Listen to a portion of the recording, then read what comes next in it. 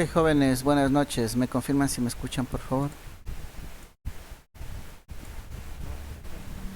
Muy amable, gracias. Listo, a ver, vamos a revisar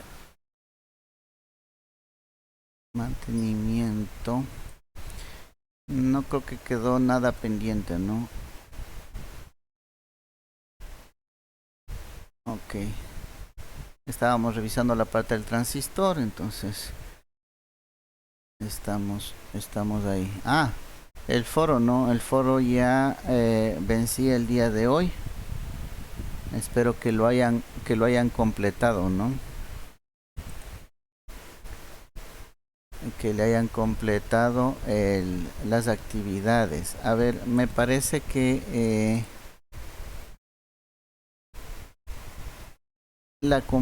justamente la compañera Michelle Bueno, me había escrito, ¿no? De que recién se estaba incorporando a la asignatura por inconvenientes que había tenido. No sé si está por ahí. Ya, ok, entonces le explico, ¿no? Hasta el momento se ha trabajado en dos actividades. De hecho, usted puede revisar, ¿no? Aquí en el aula virtual, donde dice cronograma, aquí está plasmado todas las actividades, ¿no? Y el puntaje también. Como usted puede ver, aquí dice participación en clases del 10% y esto se va evaluando durante todo el tiempo, ¿no? Hay tareas que corresponden al 20%, ¿sí? Y en este primer parcial, por ejemplo, usted puede ver que hay una tarea uno, una tarea 2 y una tarea 3.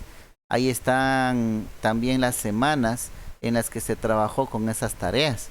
Entonces, la tarea uno ¿de qué era? Aquí usted puede ver, le dice tarea uno, consulte y adquiera los implementos necesarios para la soldadura y todo lo demás, ¿no? Tarea 2 es lo que ya la próxima semana se, se oficializará en el aula virtual, ¿no? Que dice desuelve un elemento activo de su placa electrónica, placa que ya debieron haber presentado en la tarea uno, ¿no? Que era lo que se había pedido, ¿ya? Luego de eso hay una tarea 3, consulte en su entorno qué productos, sí, en aerosol pueden conseguir para la limpieza de placas, ¿no? PCBs. Entonces, miren, ya sabe qué tareas tiene que hacer y para qué semanas corresponde. El foro que se cerraba hasta hoy también ya sabe a qué correspondía, ¿no? Dice, debata con sus compañeros sobre los implementos requeridos para la soldadura y desoldadura de elementos electrónicos. Entonces ahí participaba en el debate y eh, cumplía con esta actividad. Entonces, como ve, aquí puede ir revisando y puede saber qué actividades tiene, qué actividades no tiene. Entiendo que hasta el momento no tiene ninguna actividad, ¿no es cierto? Ya, entonces le sugiero, ¿no? Que realice la tarea uno. Aquí está qué es lo que tiene que hacer y cómo tiene que hacerlo. Aquí está el modo de entrega, ¿no? Qué es lo que tiene que poner, lo que tiene que hacer, dónde subir. En este caso, no tendría que subirle en este drive, sino en el que está al final, el que dice link para recuperación. ¿Ya? Entonces no le va a subir en este primer drive, ¿por qué? Porque ya está bloqueado, ¿no? La carpeta. Lo va a subir en el otro link que está acá. Entonces haga la tarea uno, siga los pasos que dice la tarea y súbalo a esta carpeta, ¿no? Ya la próxima semana estaré con los archivos, con el archivo, con la matriz para colocar sus notas, ¿no? Y que todos vayan teniendo conocimiento de las notas que tienen hasta el momento. Ya, eso les ofrezco para la próxima semana. Por el momento, solamente entregue la tarea uno, ¿no? Y el foro, que tampoco lo realizó, ¿no?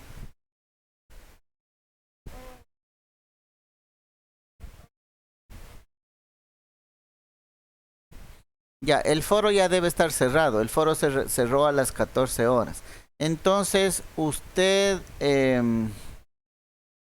a ver, vamos a revisar de una vez el foro. Ha participado Manuel Felipe Lucas, Lisset Caicedo, y nadie más. Ya. A ver. Lisette Caicedo, Nicolai González, Franklin Castillo, Carlos Moisés Perlas. Una, dos, tres, cuatro, cinco. Cinco personas han participado del foro, ¿no? Ya. Como para hacer, para la participación de este foro, usted debe tener algo de conocimiento de la tarea uno. Entonces, en la próxima semana, yo le estaría habilitando el foro para que participe, ¿ya? La tarea uno sí la puede empezar a hacer y presentarla. Y el foro, la próxima semana yo le habilito para que pueda participar, ¿sí?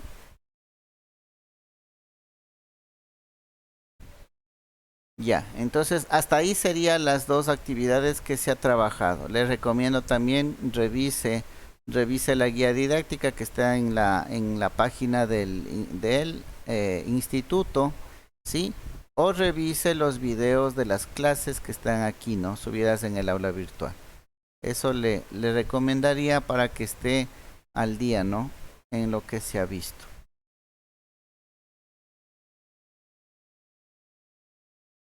Ok, no sé si hay alguna otra pregunta, inquietud.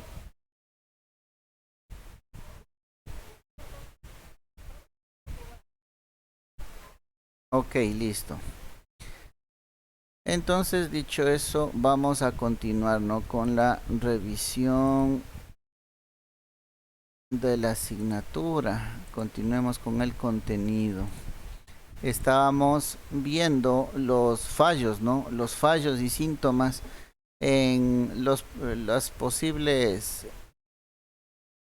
situaciones que pueden ustedes encontrarse con los transistores, ¿no? Con los transistores y el circuito que polariza a un transistor.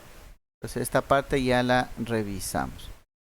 Vamos a ver cómo podemos probar ahora sí un transistor con un multímetro digital.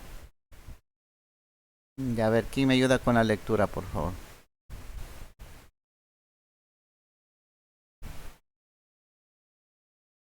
Listo, gracias.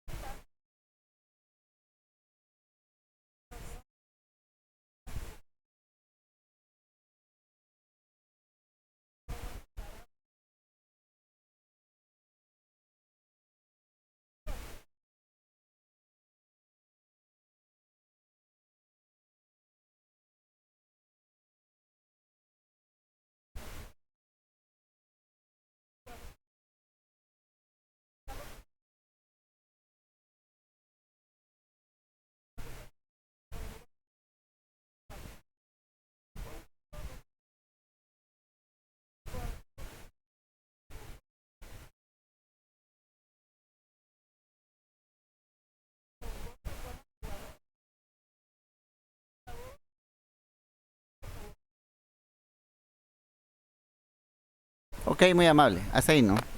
Listo, entonces como ven, ¿no? Para la comprobación del transistor no es más que considerar como si estuviéramos con dos diodos, ¿no? ¿Por qué? Porque son tres junturas, ¿no? La juntura PNP o NPN de las dos posibilidades de diodos que tenemos. Entonces ya sabemos que la juntura PN es como si fuera un diodo y ya sabemos cómo comprobar un diodo. Entonces vamos viendo qué es lo que nos dice, ¿no?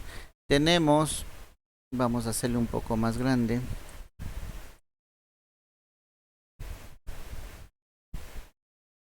Ya. Entonces aquí tenemos el diodo NPN. Vamos a fijarnos solamente en el NPN, ¿no?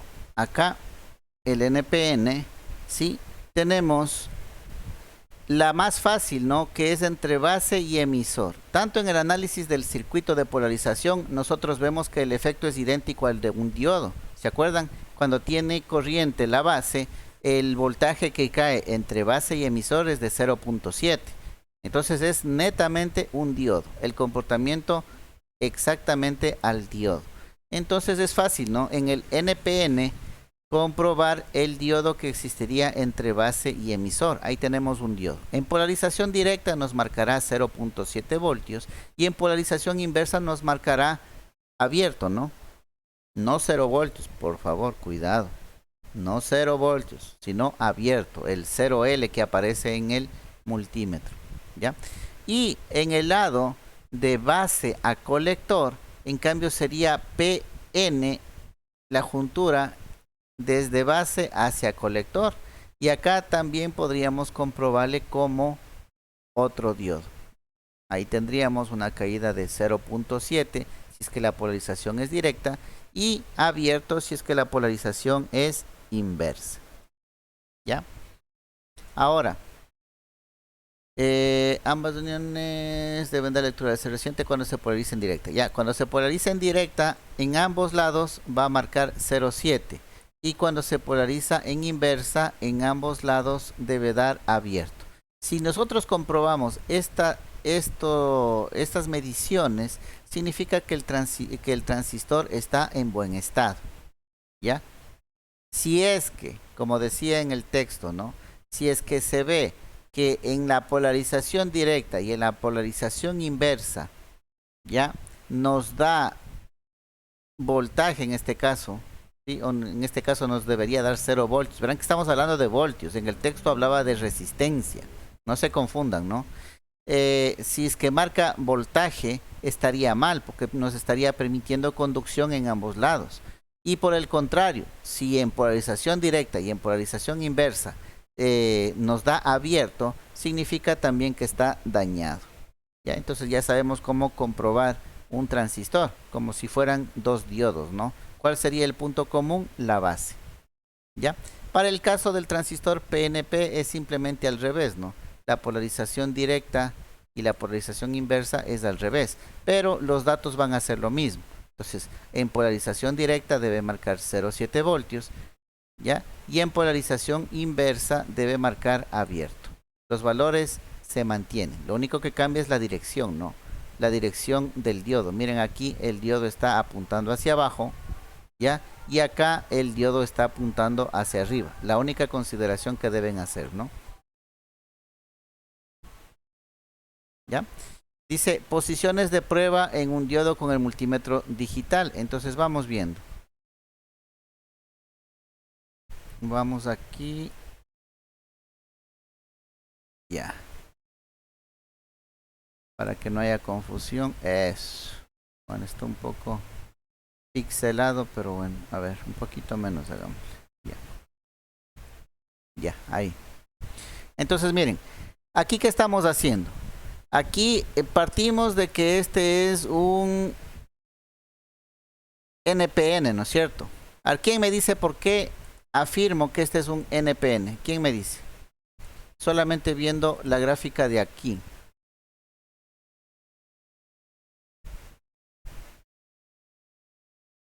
¿Quién me dice por qué yo afirmo que este es un transistor NPN?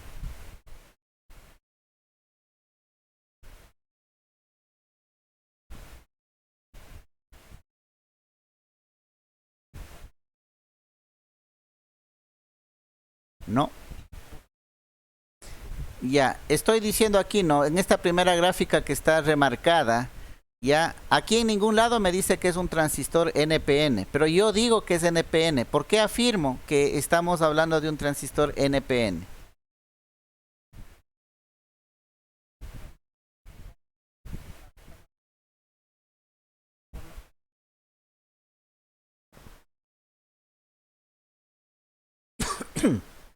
Exactamente, ¿no? Porque si ustedes se fijan, el positivo del multímetro le estoy colocando en la base. y el negativo del multímetro o el punto común le estoy colocando en el emisor y estoy obteniendo una medida de 0,7 voltios. Quiere decir que le he polarizado de manera directa como diodo y que está bien. Entonces, si le polaricé de manera correcta, significa que la base es positiva y el emisor negativo. Entonces es un NP y por lógica el colector también va a ser N, ¿no? Ya, entonces por eso yo ya sé que es un NPN. Entonces miren, aquí estoy colocando positivo en la base, negativo en el emisor y está habiendo continuidad. ¿Sí? Tengo un voltaje, una caída de voltaje en el diodo. Significa que está bien. Vamos al siguiente. ¿Qué es lo que hago?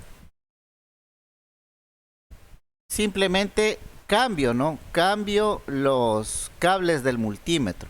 Ahora, el positivo le coloco en el emisor y el común del multímetro o negativo le coloco en la base.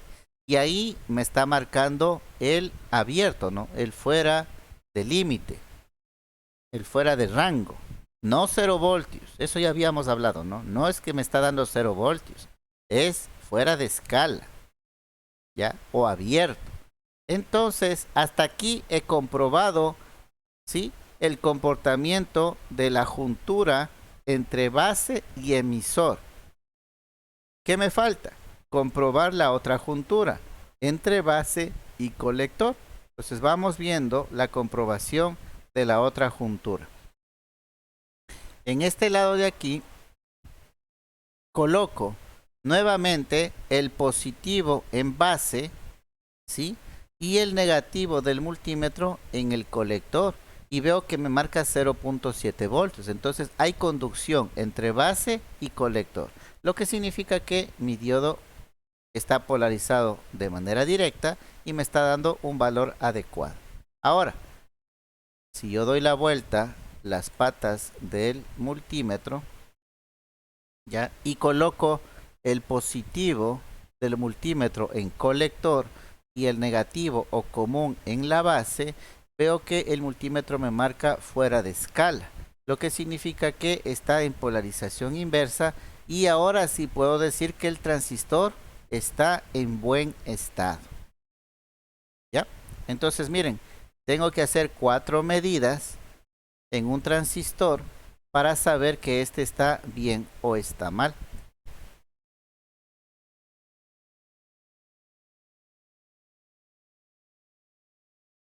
¿Ya?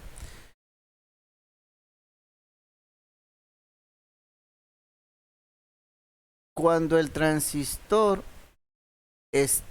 no está defectuoso, dice. A ver, déjenme ver. Dígame. No, no hay más gráficos. Dígame.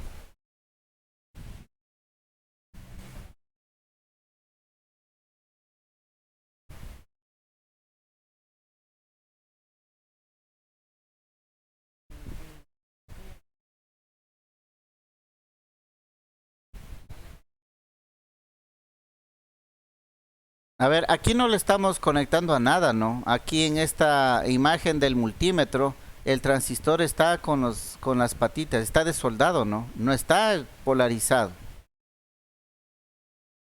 No sé a qué parte se refería con que esté polarizado.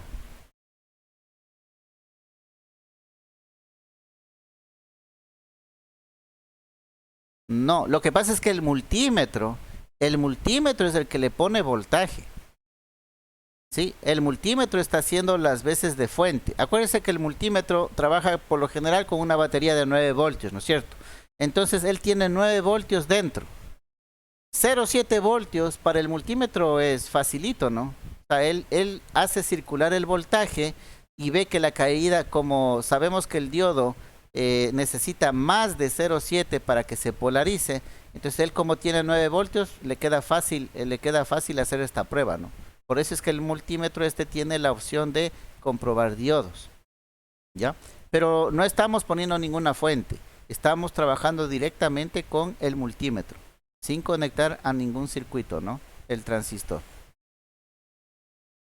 De hecho, la mejor prueba que usted puede hacer de cada uno de los elementos, sea este resistencia, capacitor, inductor, diodo, transistor, cualquiera que este sea elemento activo o pasivo, ¿sí? La mejor prueba es con el elemento suelto. Por eso es que en la siguiente tarea, si ustedes se acuerdan, era que ustedes deben desoldar un elemento de su placa y comprobar si está en buen estado o no. Esa es la tarea número 2, ¿no? La que tienen que hacer la próxima semana. Entonces ya pueden ir practicando, ¿no? En desoldar un elemento y en comprobar. Aquí viene bastante la habilidad que usted tenga como soldador. ¿Por qué? Porque digamos que el transistor estuvo funcionando bien en la placa, pero el momento que usted le desuelda, le recalienta el elemento y el momento que le desoldó, usted ahí lo está dañando. Usted saca el transistor, le mide y dice, no, el transistor está dañado. Ese ha sido el problema. No, ese no fue el problema. ¿Cómo sabe que ese fue el problema o que usted le dañó cuando estaba desoldando? Entonces ahí queda una duda, ¿no? Por eso es importante que usted tenga habilidades para desoldar adecuadamente los elementos y que no los dañe en el proceso. De nuevo, usted va a dar una mala interpretación, ¿no? Usted va a decir, ah, el transistor ha estado dañado. Cambiemos el transistor y ya se solucionó el problema del equipo. Compra el transistor, lo vuelve a soldar y el equipo va a seguir dañado. ¿Por qué? Porque el transistor no era el problema del fallo del equipo. Usted le dañó el momento de soldarlo, que es otra cosa, ¿sí? Entonces, mucho cuidado, ¿no? Con el proceso de suelda y con el proceso de comprobación de los elementos. Listo. Vamos a ver. Bueno, aquí está dando la descripción, ¿no? De las medidas que se hizo. Eso ya acabamos de revisarle, tanto en la figura A como en la figura B. Eso ya acabamos de explicar. Entonces, para no repetir. Vamos acá, entonces. Cuando el transistor no está defectuoso. A ver, ¿quién me ayuda con la lectura ahora?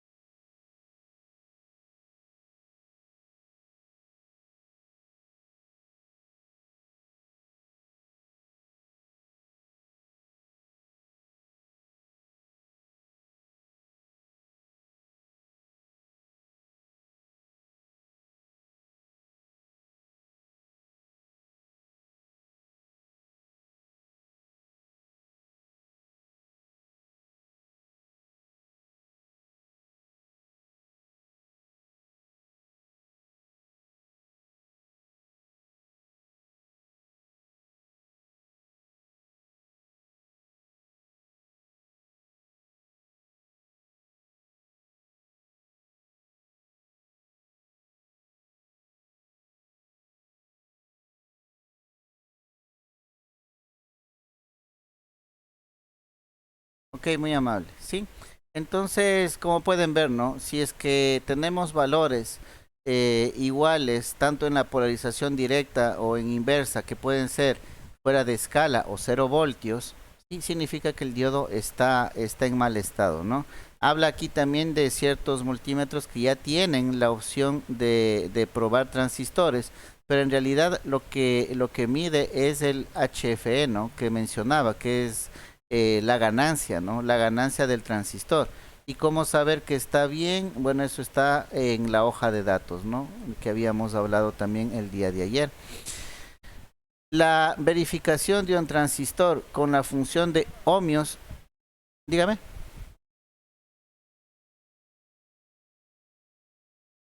Que en el multímetro del cual está haciendo la explicación, ¿no? Dice que va a mostrar un uno que está parpadeando, o sea, está uno y prendiéndose a cada rato, ¿no? O un cero.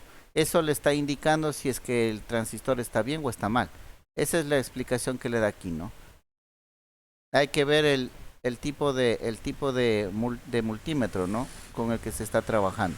Ahora, si es que usted no tiene el multímetro con la opción de prueba de diodo o la prueba de directamente del transistor, como lo está mencionando acá, usted puede utilizar un ómetro, un medidor de resistencia, y con este también puede verificar, ¿no? Si es que el transistor está bien o está mal. Eso ya lo habíamos revisado también en el diodo, ¿no? Ahí la diferencia es que no le va a dar valores de voltaje, no le va a dar 0.7 voltios. Ahí lo que tiene que ver es que el fuera de escala de la prueba anterior, ¿sí? A ver, pongamos las imágenes. Eso. Aquí el fuera de escala, aquí estamos en comprobación de diodos, ¿no? La respuesta que debe darnos es en voltios, ¿ya? Pero ahora no tenemos esta. Vamos a trabajar con resistencias. Entonces, cuando aquí nos da fuera de escala y medimos con resistencia, también nos da fuera de escala, ¿no? Porque es una resistencia infinita, ¿sí? Porque quiere decir que es un contacto abierto, o sea, no hay nada. Es como que usted coge el multímetro y las puntas las tiene en el aire. ¿Ya? Ahí que le va a marcar fuera de escala, porque la resistencia aquí en el aire es grande, ¿ya? Entonces, en el ómetro también va a estar fuera de escala. Ahora, acá, cuando le da 0,7 voltios, cuando tiene continuidad, con el ómetro ya no le va a dar 0,7, le va a dar valores de resistencia, yo que sé, en el orden de los cientos de ohmios, cientos o miles, pero ya es un valor bajo, ¿no? Comparado con el infinito. Por el un lado tenemos infinito y por el otro lado nos da 100 o cientos de ohmios o miles de ohmios. Entonces sí hay una diferencia, ¿no? Lo que significa que está en conducción. ¿Sí? Basta con que nos dé una resistencia baja, ya sabemos que está en conducción. Entonces podemos saber que el transistor, bueno, la juntura en este caso, base emisor, está bien. Y de la misma manera nosotros podemos ver acá. Ahora, cuando está dañado, acuérdense que cuando está dañado nos da abierto en los dos lados o 0 voltios en ambos lados. Aquí está, ¿no? 0 voltios.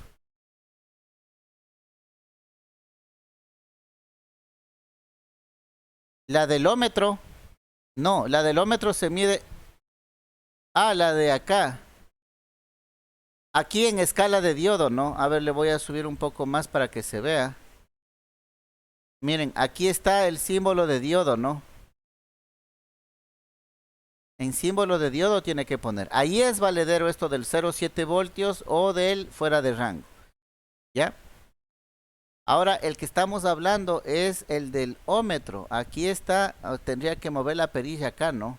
Acá dice ohmios. Entonces tendría que mover la perilla a ohmios y ahí ya tendría el otro situación que estamos conversando, ¿no? Que cuando es fuera de escala, en ohmios también va a dar fuera de escala. Pero cuando está en conducción directa, está acá, ¿ya? No va a dar 0,7, va a dar en el orden de cientos y miles de ohmios. Entonces la escala, ¿dónde tiene que ponerle? Si es que no tiene, como en este caso es autoescala, ¿no? Es de los multímetros digitales, los modernos. Y usted no necesita seleccionar la escala, solito le busca la escala.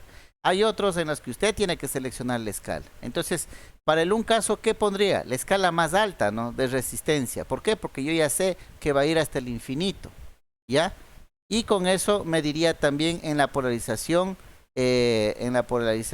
directa e inversa. ¿Ya? Entonces coloque en la escala de ohmios en la más alta y ahí hace la prueba.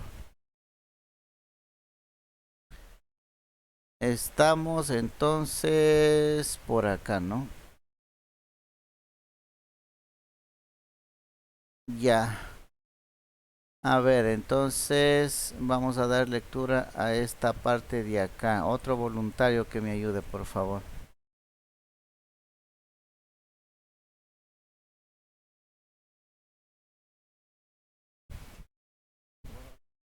Buenas noches, mi estimado.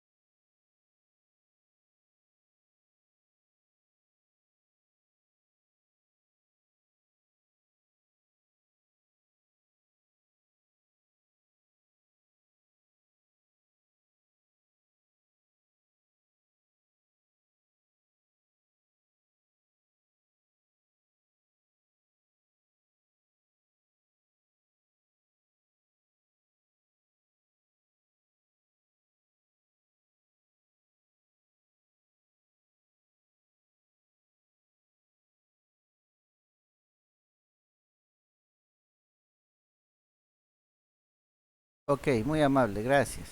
Sí, es lo que ya dijimos hace un momento, ¿no? No vamos a tener un valor exacto, pero sí podemos contrastar, ¿no? En el uno la resistencia es infinita y en el otro es de cientos o miles de ohmios, que sí tiene eh, su diferencia, ¿no? Listo. Bueno, aquí tienen en la guía de estudio, ¿no? Tienen, bueno, aquí también se está indicando el foro, ¿no? Que ya lo hicieron, pero también tienen ciertas autoevaluaciones, ¿no? Pueden realizarla, pueden ir ejecutándole para que vayan practicando también, ¿no? Listo. A ver, sobre esto tengo un video justamente para la comprobación del transistor, de pronto para que les quede un poco más claro. Pero ahí estaríamos, ¿no? Con la revisión y sobre todo con el análisis de fallos de los elementos pasivos y los elementos activos. Haciendo un poquito de recuento, ¿no? Los elementos pasivos, la resistencia, el capacitor o el inductor, ¿sí? Entonces ya sabemos qué tipos de fallos nos van a presentar, ¿no? También sabemos que, por ejemplo, una resistencia, un resistor, no vamos a medirle en una placa porque el valor no va a ser correcto. Tenemos que desoldarle de la placa para poderlo medir.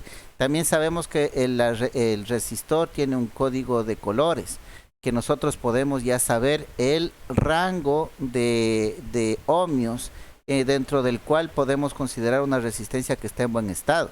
Acuérdese que no porque dé un valor un resistor ya está bien. Tiene que dar un valor y este valor tiene que estar dentro del rango, dentro de la tolerancia. Si el valor está fuera de la tolerancia, tenemos que reemplazarlo porque no estaría funcionando bien. ¿Ya? El capacitor también, ¿no? El capacitor ya sabemos del comportamiento, cómo funciona y los posibles fallos que pueden presentar. El diodo, ya hemos visto, ¿no? Su constitución, la formación del diodo, una juntura P, una juntura N, ya sabemos cómo funciona en un solo sentido, permite la circulación en un solo sentido, y también sabemos los fallos que pueden presentar, ¿no? Puede dar cortocircuito, ¿sí? En ambos sentidos, o sea, puede dejar pasar el voltaje o no puede dejar pasar el voltaje, ¿no? Entonces ya podemos ir identificando la causa, el fallo y poderle reemplazar. Y por último hemos revisado el transistor, también hemos visto cómo funciona, cómo se polariza y todos los fallos que puede presentar. Aquí de pronto es el que más fallos puede presentar porque no solamente depende del elemento como tal, sino de su circuito de polarización. Y como vimos aquí, ¿no? No necesariamente el transistor puede estar dañado, sino que una resistencia de al lado está dañado y el trabajo que tiene que hacer el transistor no lo ejecuta adecuadamente. Pero no es problema del transistor, sino de la resistencia que está polarizándolo. ¿Ya? Entonces, eso es lo que hemos visto a manera rápida, recuento de lo que se ha tratado en estas clases, ¿no? Los elementos pasivos, los elementos activos, sus posibles fallos, las comprobaciones que tenemos que hacer. De pronto lo que nos queda un poco pendiente son las prácticas de soldadura y desoldadura de los elementos que vamos a tener que hacerlo, ¿no? Para poder comprobar. Entonces ahora sí están listos para realizar la tarea número 2. Ya pueden irla realizando, ¿no? Este fin de semana ya pueden ir realizando la tarea 2. La próxima semana subiré ya al aula virtual de manera formal que cómo tienen que presentar, ¿no? Pero ya sabemos lo que hay que hacer. Listo. Entonces déjenme ver el video que tenía por acá respecto a la comprobación de los transistores.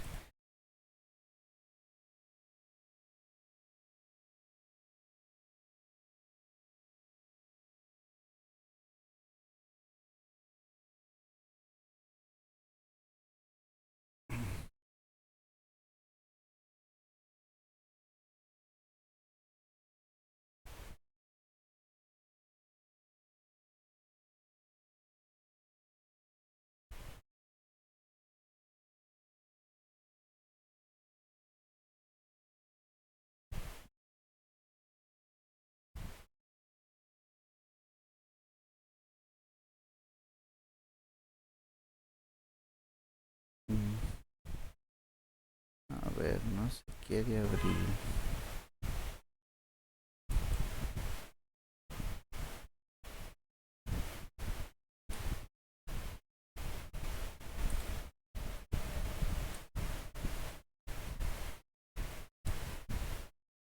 Vamos a ver por acá.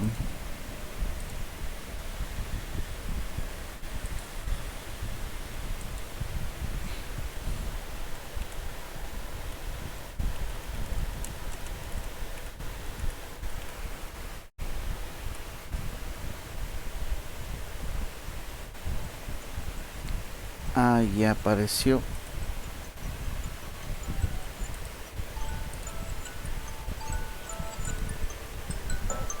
Ya parece que salió por aquí.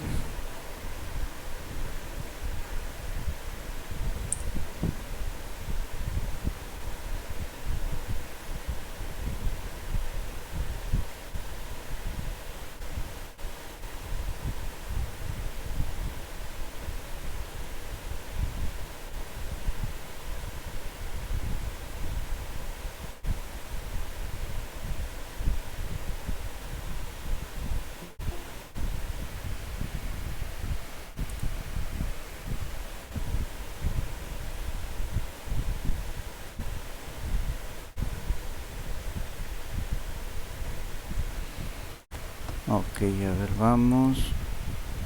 Acá.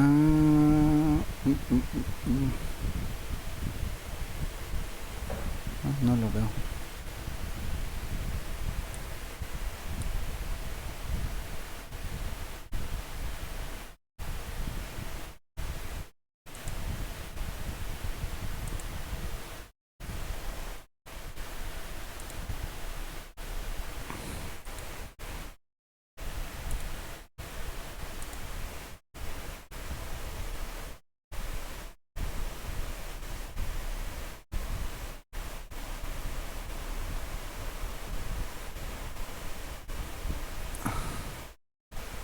A ver, entonces veámosle por acá. Este creo que es el mismo.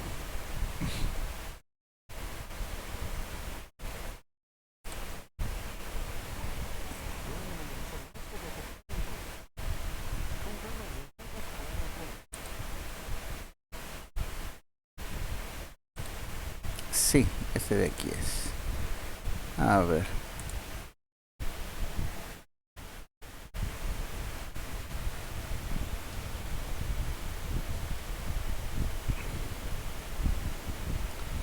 Ok. Listo.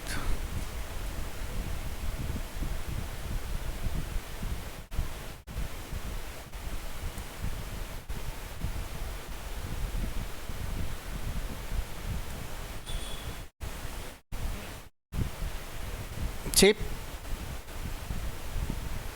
sí se está escuchando, ¿no?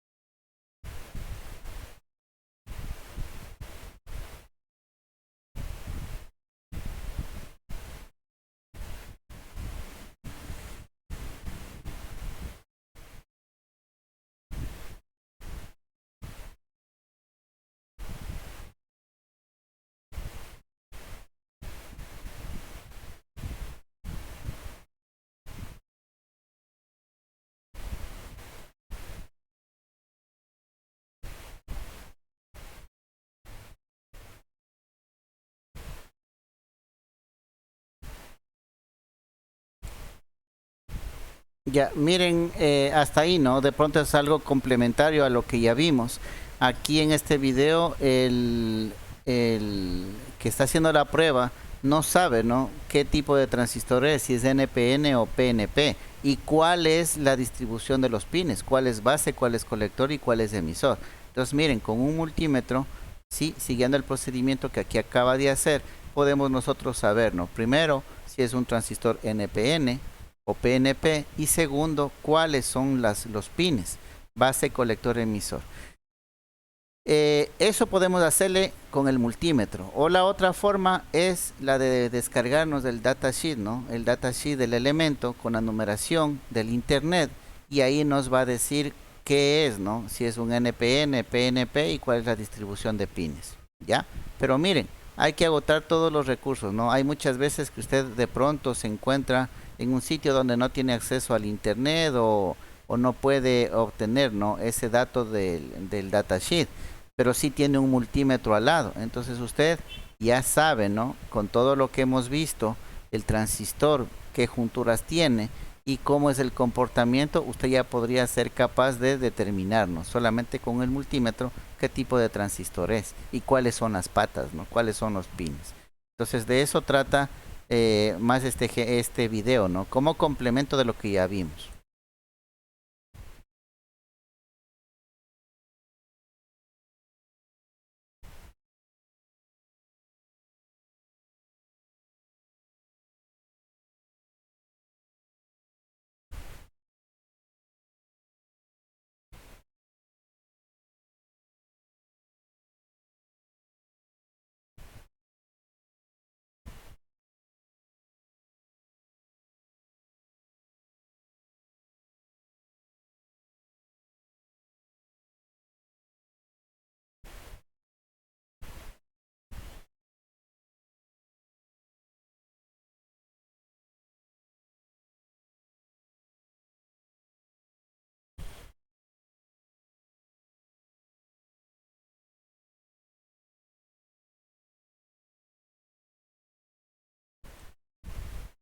Ok, si vieron ahí, ¿no? Le marcaba cero voltios, no 0 L, sino 0 voltios.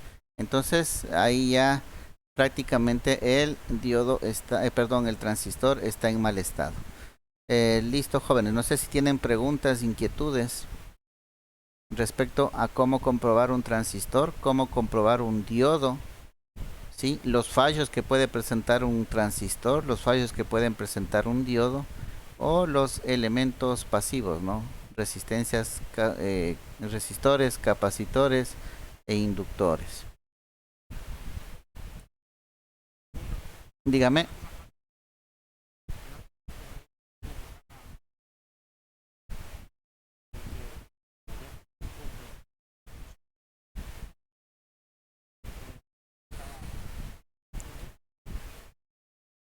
Estaba dañado, ¿no? Él puso otro transistor. A ver, me regreso al video. Él colocó uno dañado. Sí, él colocó uno dañado y ahí le comprobó que daba cero, ¿no? A ver, regresémonos un poquito más.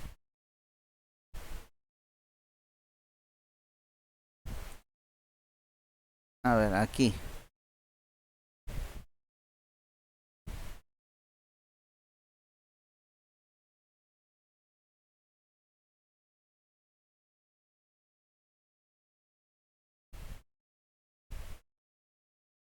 Miren, ahí le mide y le da 0 voltios, ¿no?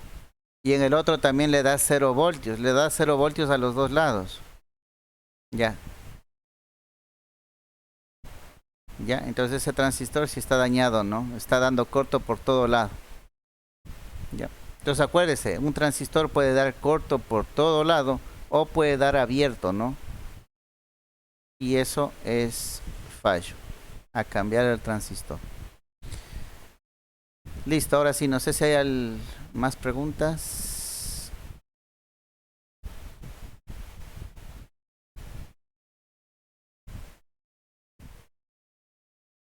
Ok, entonces vamos.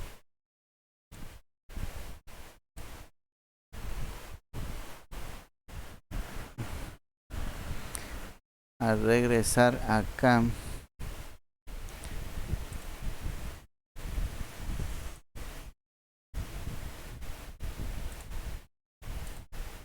Listo, si no hay preguntas, entonces vamos, con el tiempo que nos queda, vamos a revisar, ¿no?, la participación de ustedes en el foro, que era hasta el día de hoy, para hacer una revisión breve, ¿no?, de sus respuestas. Dice, debata con sus compañeros sobre los implementos requeridos para la soldadura y desoldadura de elementos electrónicos en sus diferentes encapsulados. Ah, por cierto, déjenme ver, yo por aquí tengo una imagen también, ¿no?, de las partes de soldadura a manera de explicación, ya que estamos en ese punto. A ver, acá está.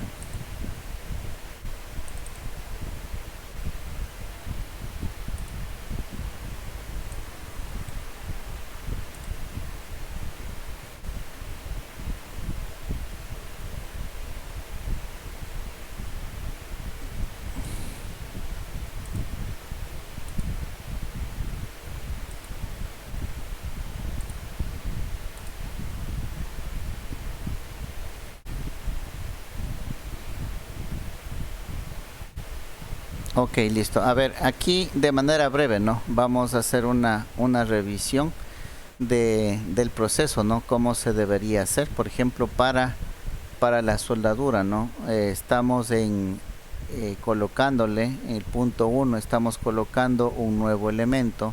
Entonces, lo primero que hay que hacer, dice calentar el terminal, ¿no? Entonces, colocamos la punta del cautín, lo acercamos al terminal y lo calentamos de 2 a 3 segundos, ¿ya? Una vez que está caliente el terminal, agregamos el estaño, ¿no? Le colocamos el estaño, ¿sí? Y de ahí continuamos calentando 1 o 2 segundos más hasta que el estaño se pegue, ¿no?, tanto en la pista como en el terminal. Y de ahí lo que debemos hacer es retirar la punta del cautín y dejar que se enfríe de manera natural. No hay que forzar el enfriado, porque ahí no hace bien, no hace una buena soldadura, ¿ya? Entonces eso de manera breve, ¿no?, como para que se entienda el proceso. Primero hay que tener caliente las superficies, colocamos el estaño, lo dejamos que ocupe el espacio de la pista y el terminal y retiramos la punta. Ahora, en la parte de acá abajo podemos ver, ¿no?, los resultados de las sueldas. El primero que vemos en la parte de abajo, al lado izquierdo, así es como debería quedar, ¿no?, la soldadura, una soldadura perfecta, ¿ya? Si nosotros vemos que se nos formó una bola aquí, una bola de estaño, significa que le hemos puesto mucha soldadura. Ahí, ¿qué es lo que nos toca hacer? Sacarle, ¿no? Sacarle ese exceso de estaño. Si por el contrario nosotros tenemos aquí un poco nada más, apenas que está uniéndose la pista y el terminal, es porque se ha colocado poca soldadura, ¿ya? Aquí miren, el efecto, el hecho de que el terminal, como es, el terminal está muy frío, ¿no? O sea, de no haber calentado la superficie, como decía en el punto 1, significa que el estaño solamente se pega en el un lado y no en el otro. O sea, aparentemente usted puede decir, no, y está soldado. Y esto pasa muy frecuentemente, ¿no? Uno ve el estaño ahí, pero al final no está haciendo un buen contacto. Y por ahí, ya saben, ¿no?, un mal contacto, exceso de circulación de corriente, daño de los elementos, se genera calor, sobre temperatura y muchas cosas, ¿no?, que pueden pasar. Y eso es porque el proceso de soldadura no se lo hizo adecuadamente, ¿ya? Si tenemos acá ya de color medio negro, claro, por ejemplo, de lo que hablábamos, ¿no? Entonces puede que aquí esto no estaba bien limpio o no se colocó pasta, ¿no? Por eso es que el estaño solamente se pegó en el terminal, pero no está pegado abajo en la pista. Ya, eso es por efectos de la oxidación, ¿no?, del cobre. de que no se hizo limpieza y de que no se puso la pasta, ¿no? Para la soldadura, ¿ya? Acá al lado ya le vemos de color negro, ¿no? Es porque de pronto el terminal y la pista ya se carbonizó. De hecho, sí se carboniza, ¿no? La pista. Y con la pista carbonizada ya no tenemos confianza porque de pronto ya se cortó, ¿no? Puede estar el anillo ahí, puede estar la suelda, pero acuérdese que alrededor del anillo continúa la pista, ¿no? Entonces, entre el anillo y la pista de pronto ya se fracturó y ya no hay continuidad. Ya, este caso es lo que no queremos, ¿no? Y ojo hay que tener en esto. Si ya recalentamos esto, también tenemos mucha probabilidad de que el elemento se nos haya dañado. Y cuando vemos así, y esto también hay que evitar, ¿no? Cuando vemos uniones entre las dos patitas, hay que ver bien la pista, ¿no? Hay unas pistas en las que sí se requiere que dos terminales están a un mismo punto, pero no siempre, ¿ya? Entonces hay que ver, antes de soldar, hay que ver las pistas y usted tiene que decir, no, este de aquí no tiene que unirse con el de al lado, ¿ya? Con seguridad, siempre actuar con seguridad. Y evitar esto, ¿no? Si usted ya sabía que no deben quedar juntas, aquí esto tiene que volver a sacar el estaño, disminuir un poco la cantidad del estaño y volver a calentar, ¿no? Para que se suelte. Entonces ahí utiliza la malla, tanto en este de que está con la bola, ¿no?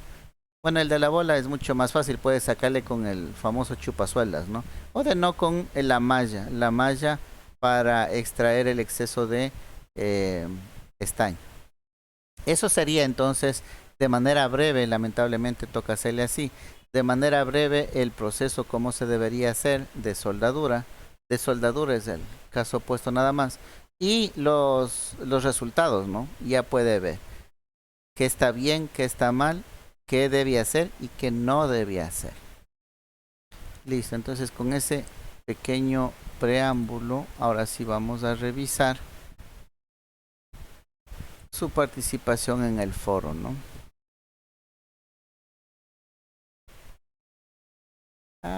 Le cerré.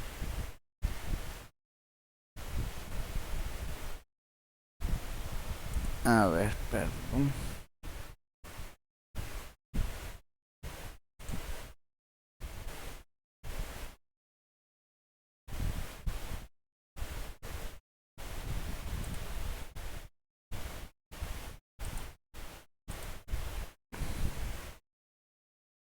Ya.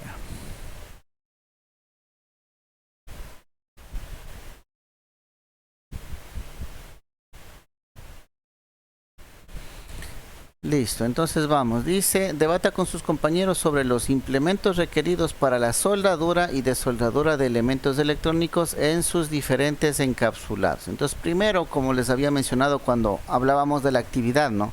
Lo primero, si yo leo eso, lo primero es saber qué diferentes encapsulados nomás hay, ¿no? Entonces, eso hubiera sido el primer punto de partida, ¿no?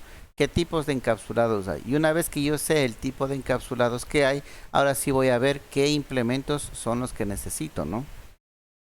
Entonces vamos a ir viendo qué es lo que pusieron. Manuel Felipe Lucas de Escobar dice, los elementos principales para soldadura son cautín, estaño, pasta de soldar. Base para soldar, el cautín debe tener más o menos una temperatura de unos 350 grados centígrados, aquí falta, ¿no? Porque puede ser grados Fahrenheit, centígrados, Kelvin, ¿de qué mismo hablamos? Para poder hacer un buen trabajo. Para desoldar podemos usar una bomba de desoldar que es utilizado para desoldar componentes entre otras cosas. Ya, esto en función del trabajo que hizo, ¿no? Pero aquí, por ejemplo, si el elemento fuera uno de un SMD, de montaje superficial, un encapsulado de montaje superficial, ¿será que utilizo el cautín? ¿Ya? Entonces no analizó esa parte, ¿no? Aquí se dice de los elementos en sus diferentes encapsulados. Solamente me dijo de manera general los implementos. Vamos con la compañera Lisette Caicedo. Dice, uno de los implementos principales para soldar elementos electrónicos es el estaño, que debe fundirse a una temperatura inferior a 450 grados centígrados y debe de estar por debajo de fusión del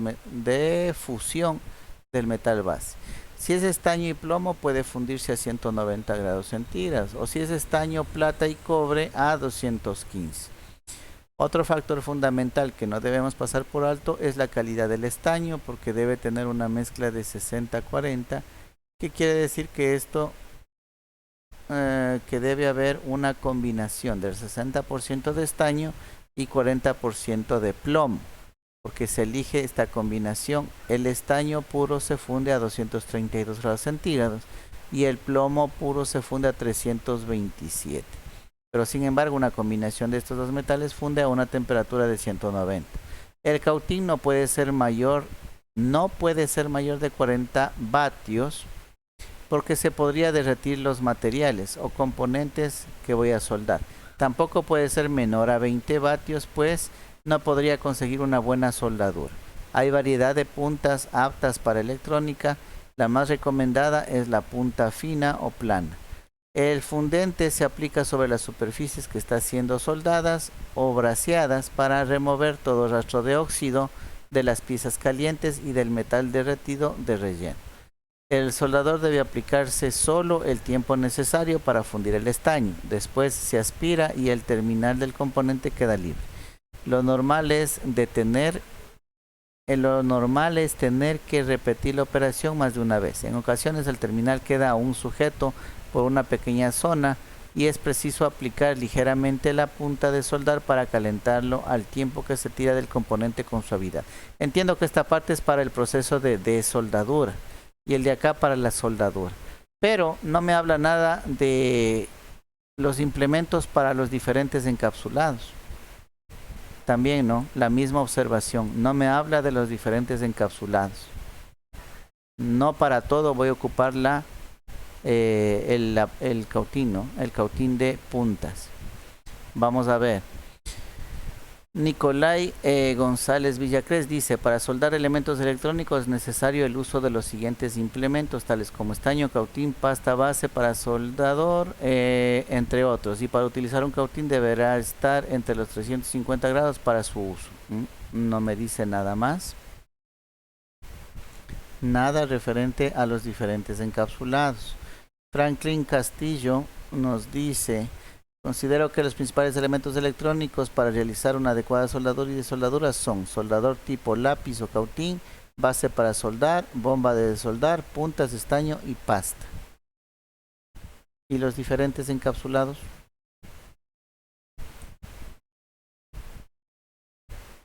Vamos.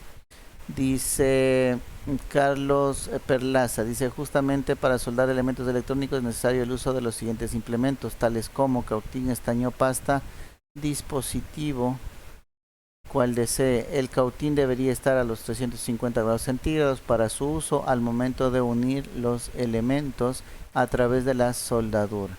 Es necesario el uso de la pasta. Esto es importante para eliminar el óxido de la superficie de dichos elementos y así tendríamos una soldadura firme. Para el caso de desoldar es necesario el uso de chupaestaño para retirar todo exceso del estaño en ambas superficies y poder tener con éxito los dos elementos libres entre sí.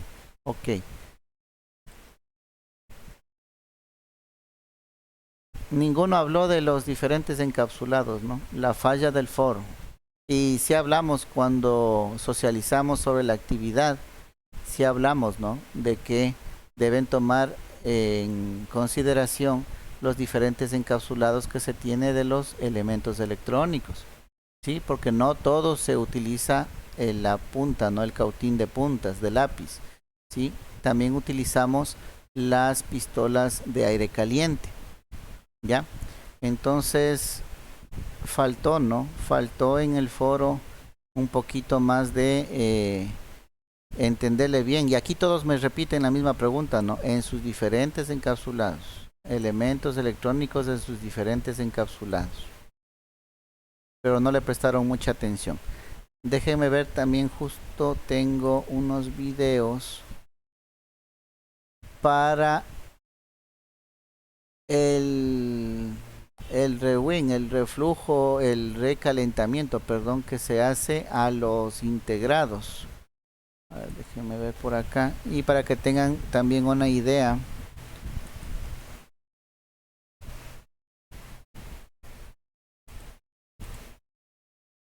del uso de otros implementos, sí, que no es el lápiz, donde no podemos utilizar el cautín tipo lápiz.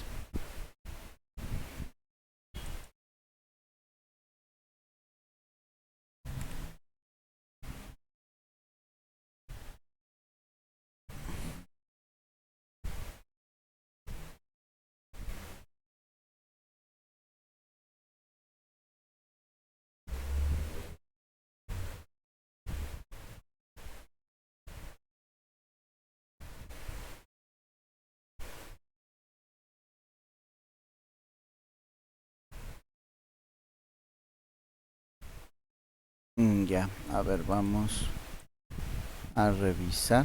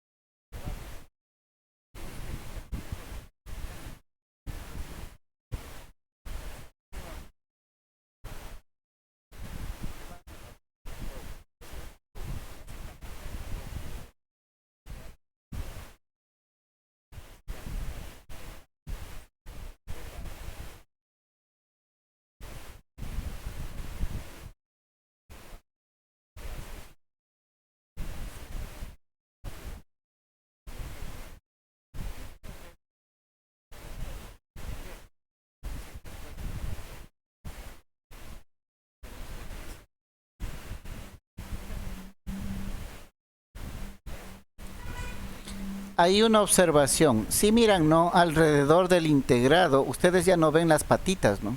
Ya no ven las patas con el estaño. Entonces, por ejemplo, ahí, en este tipo de encapsulado, ustedes no podrían utilizar el cautín, ¿no? Tipo lápiz. Es más, hay unos chips parecidos a estos en los que se alcanza a ver las patas, pero son tan pegaditas y tan finas que tampoco podría usted utilizar el cautín normal. Entonces, miren, para este tipo de encapsulados ya no nos sirve el cautín tipo lápiz, ¿no? Entonces, vamos a ver qué es lo que muestra en este video.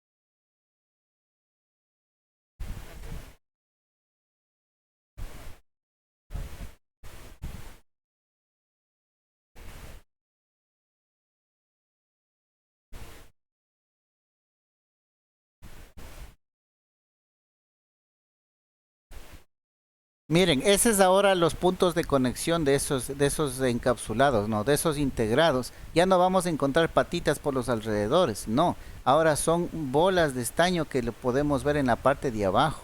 Entonces usted ya no tiene acceso a estos puntos de suelda, ¿ya? Entonces esa es la tecnología actual, ¿no? Ahora que todo es en cada vez más pequeño y más potente, estos integrados son de esta forma, ¿no? Aquí hay muchos inconvenientes, ¿no? De ahí, por ejemplo, en las famosas PlayStation, ¿no? ¿Qué es lo que pasaba? La tarjeta madre, sí, debido al calor, se deformaba. Imagínense, esto va sobre la tarjeta, ¿no es cierto? ¿Qué pasa si la tarjeta se deforma por efectos del calor?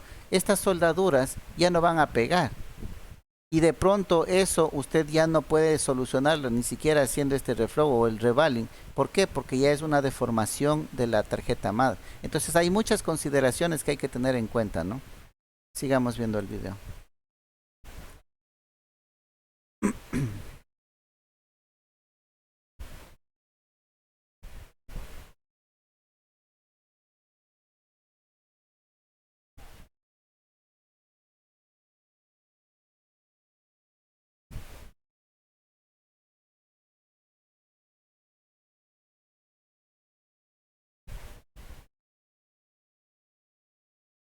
Hay otra aclaración, ¿no? Si vieron en la pasta que le puso al inicio sobre el elemento, esa pasta no es la pasta de soldar que ustedes conocen.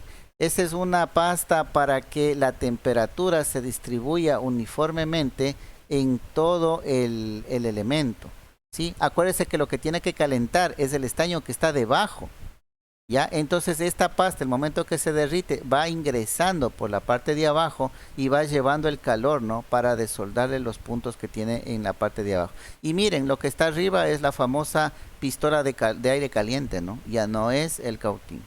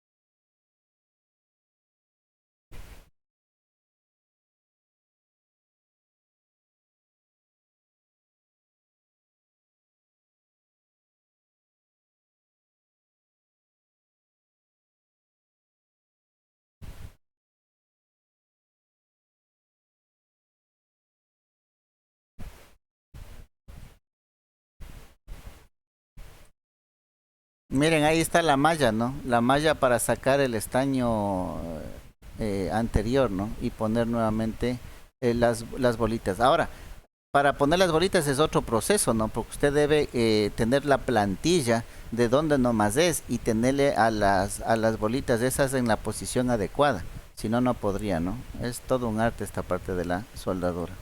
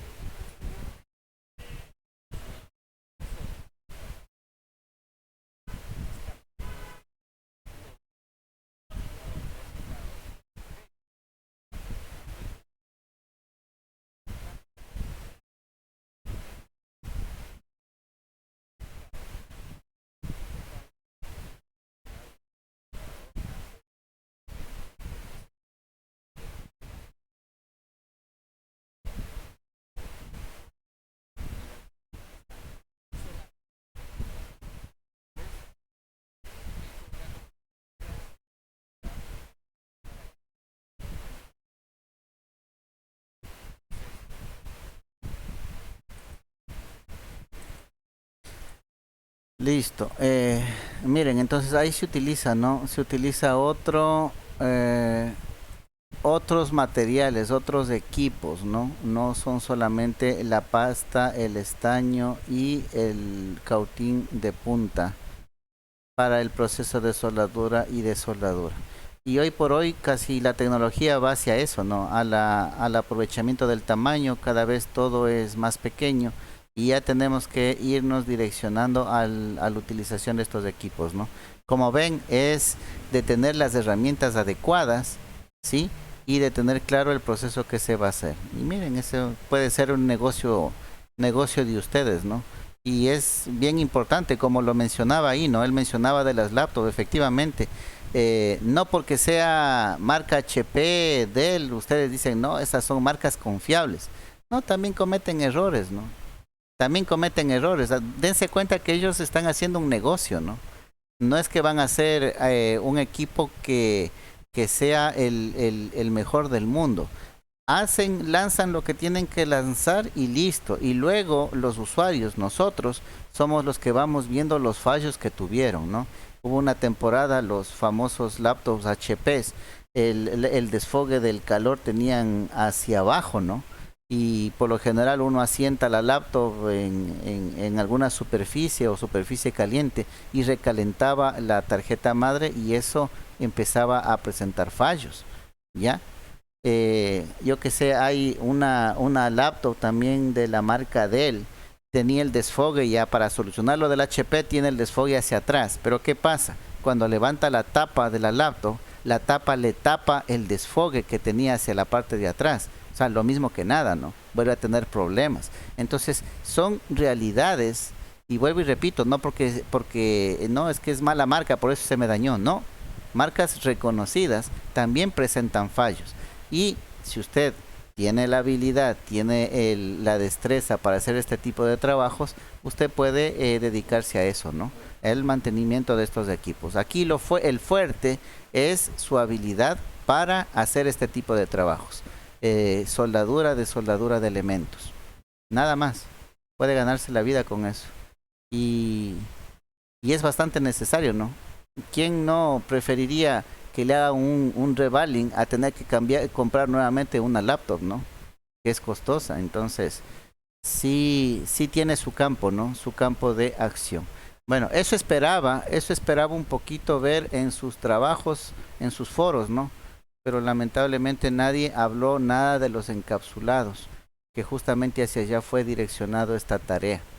Entonces ahí me quedan debiendo, ¿no? No van a tener una muy buena nota por aquí. Dígame.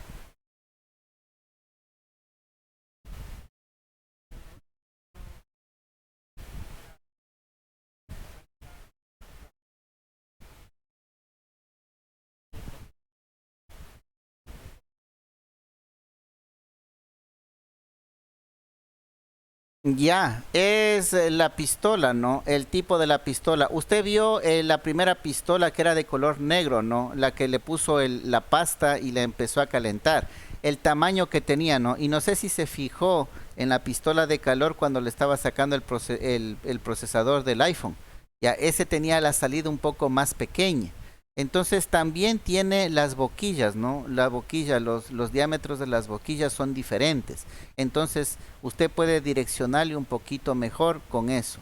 Y tomando en cuenta que la salida de calor usted le apunta a un elemento y es ese elemento el que se está calentando. Los otros por el costado no.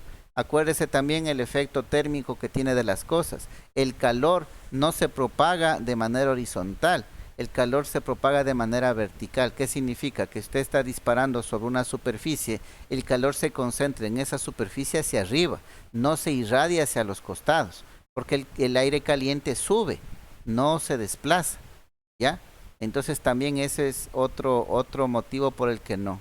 Ya depende de la habilidad, ¿no? Vuelvo y repito, y de los materiales que estén utilizando. El tamaño de las boquillas también es importante, al igual que en el cautín, ¿no? Hay diferentes puntas, hay una punta fina, una punta plana, otra más gruesa, dependiendo de lo que va a ser. Entonces, en este tipo de pistolas de aire caliente también tiene esos accesorios, ¿no?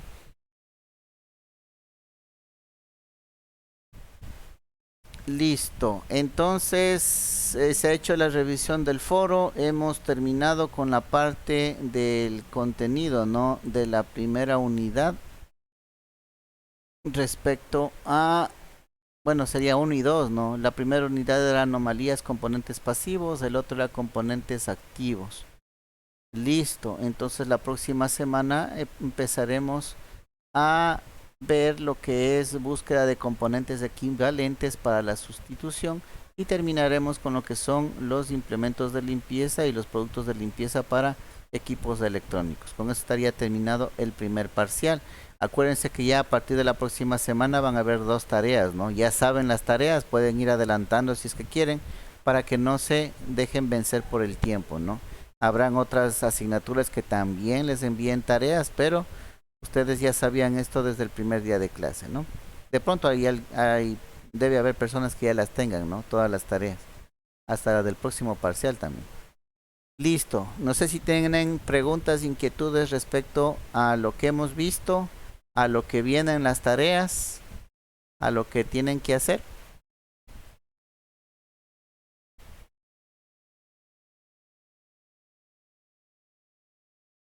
Perdón, ¿me repite por favor? No le alcancé a escuchar.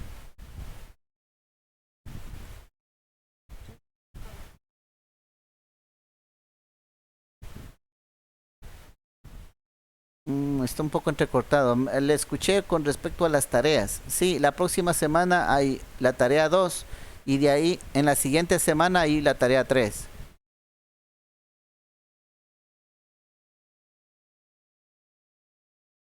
Ah, ya, a ver, la tarea 2 dice, desuelde un elemento activo de su placa electrónica. Ahí es a manera de elección, ¿no? A manera de elección, ¿ya? Porque hemos visto elementos pasivos y hemos visto elementos activos. En la tarea 1 se les pidió que adquieran una tarjeta, una placa electrónica, ¿no? De un equipo dañado, ¿sí? Entonces ustedes la placa electrónica ya la deben tener, ¿ya?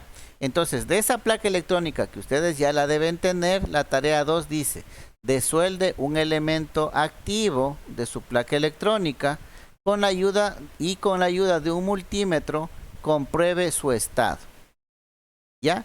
Y por último, consulte la numeración de su equivalente. Esto lo vamos a ver la próxima semana, ¿no? Lo de la numeración del equipo, del elemento equivalente.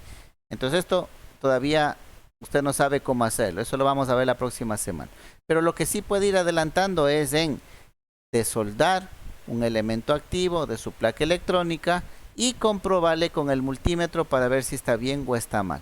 Verán que de eso tienen que colocar en un documento. Entonces lo más conveniente es que tomen fotografías, ¿no?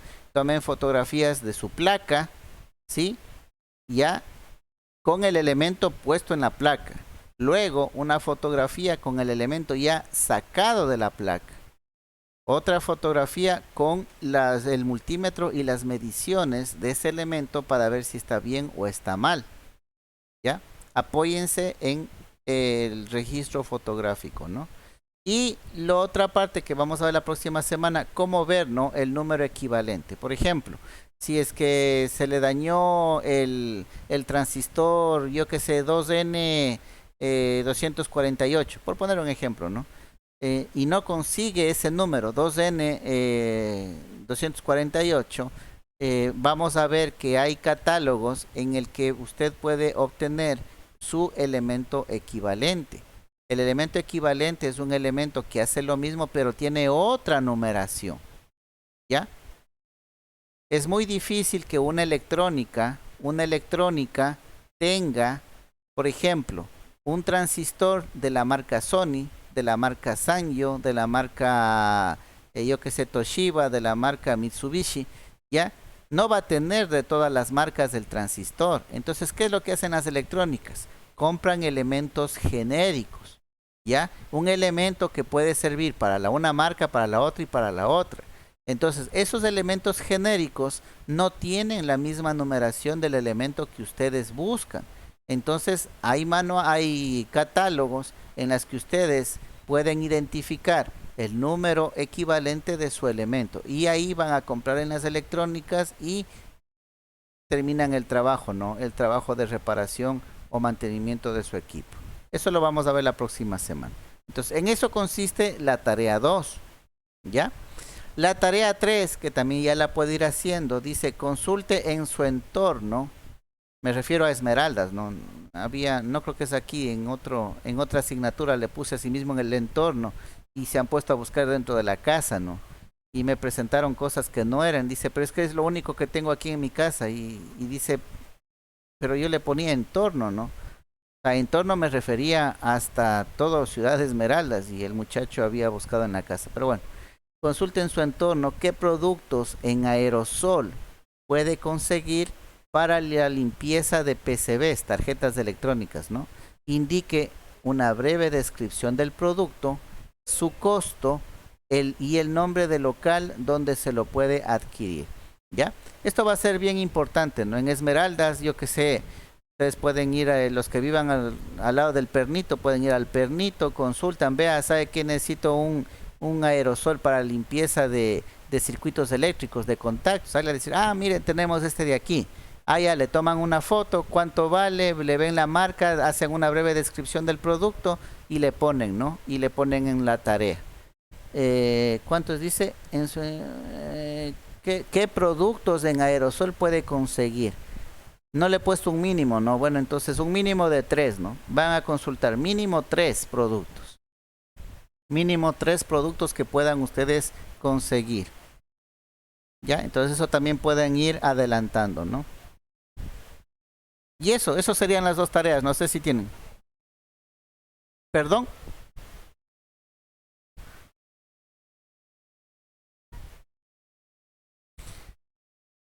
Como el baigón. ¿Y eso para qué les sirve en electrónica?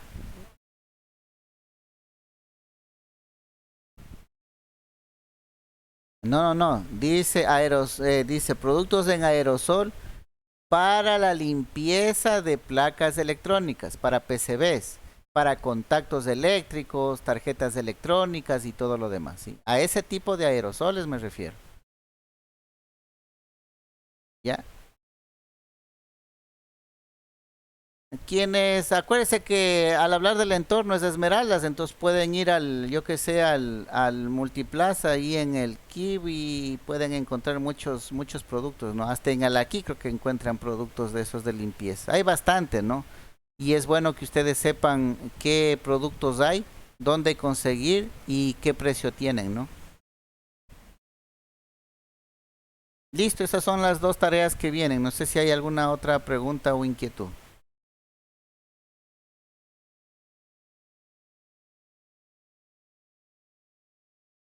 ¿No?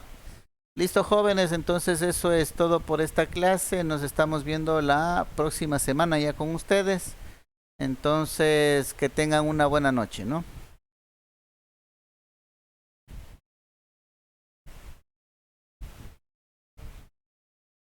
Gracias, pasen bien.